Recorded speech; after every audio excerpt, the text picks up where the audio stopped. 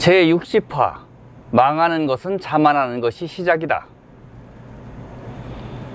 망하는 것은 자만하는 것이 시작이다. 적당히 지는 것은 새로운 도전의 경험이 됩니다.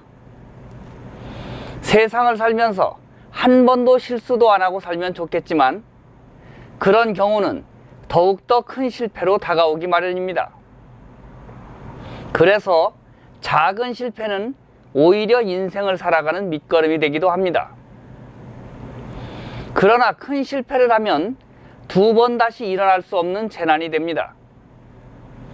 그런 재난을 맞으면 평생을 후회 속에서 살거나 아니면 후회도 할 수 없도록 목이 잘린 상태가 됩니다. 따라서 완패를 하지 않도록 하는 것이 가장 중요합니다. 그럼 실패를 하는 원인으로는 무엇이 있을까요? 첫째, 지휘관이 열정은 차고 넘치는데 경험이 없고 무능합니다.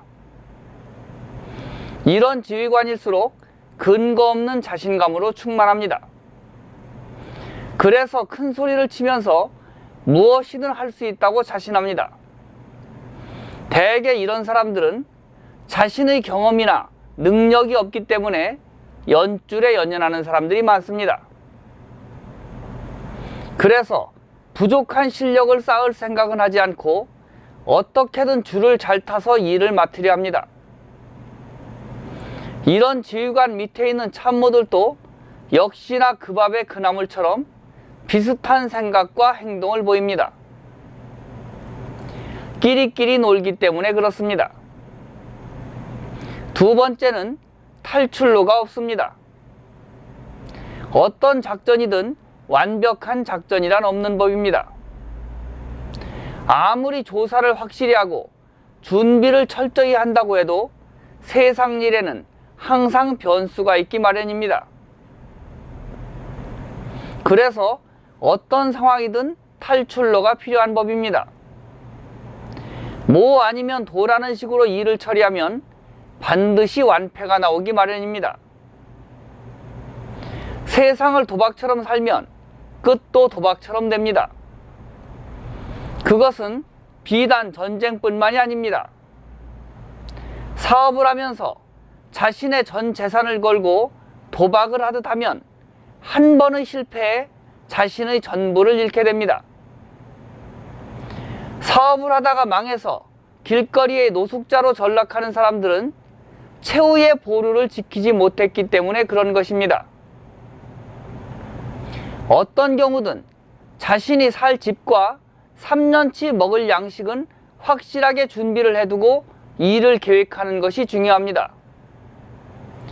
최후의 탈출로가 있다면 전투에서 지더라도 완패를 피할 수 있고 다시 재정비를 해서 다시 일어날 수 있는 근거를 마련할 수 있습니다. 세 번째로 적을 과소평가하는 것입니다. 사람은 누구나 자신이 보고 싶은 것만 보고 믿고 싶은 것만 믿는 법입니다. 그러하기에 항상 자신은 대단해 보이고 상대는 약해 보이기 마련입니다. 그런 것을 피하려면 자신에게 쓴소리를 하는 사람을 곁에 둬야 합니다. 그런 사람을 곁에 두고 그가 하는 반대의 소리에 귀를 기울여야 합니다. 그러나 단지 듣기만 해서는 안 됩니다. 반대와 위험을 잘 듣고 그것을 어떻게 대비할지를 자신의 부하들과 의논을 해야 합니다. 비판에 대한 경청과 대비, 말은 쉽지만 실제 행동하기는 어렵습니다. 왜냐하면 머리로는 되는데 습관이 되어 있지 않기 때문입니다. 생각과 큰 소리만으로 되는 일은 세상에 완패밖에 없습니다. 무엇이든 망하는 것은 순간이고 그 결과는 영원히 지속됩니다. 위대한 지휘관은 승리를 눈앞에 두지 않고 오직 완패를 피하는 것에 집중한다는 것을 명심하시길 바랍니다. 지금까지 보리임금이었습니다. 감사합니다.